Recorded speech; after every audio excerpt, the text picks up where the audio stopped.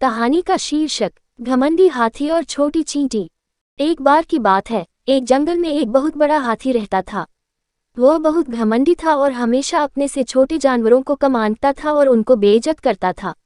उसी जंगल में चींटियों का एक परिवार रहता था।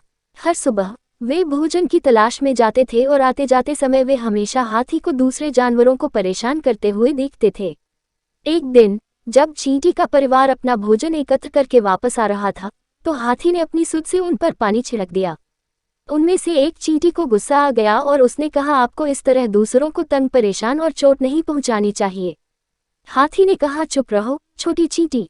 हाथी ने गुस्से में कहा, चुप रहो नहीं तो मैं तुम्हें मौत के घाट उतार दूंगा। बेचारी चींटी चुप रही और अपने रास्ते चली गई, लेकिन उसने घमंडी हाथी को सबक सिखाने का फैसला किया।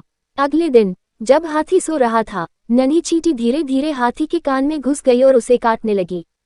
हाथी जाग गया और चींटी को अपनी सूंड से बाहर निकालने की हर संभव कोशिश की, लेकिन चींटी को कान से बाहर नहीं निकाल पाया।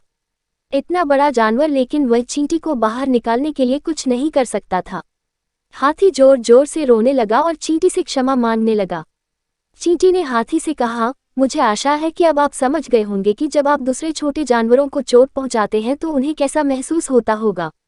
हाथी ने कहा कि मुझे माफ कर दो। हाथी रोया और चींटी से कान से बाहर आने की विनती की। चींटी ने हाथी पर दया की और उसके कान से बाहर आ गई। उस दिन के बाद से हाथी ने कभी किसी जानवर को परेशान नहीं किया। शिक्षा: कभी किसी को कम मत समझो और चोट मत पहुंचाओ।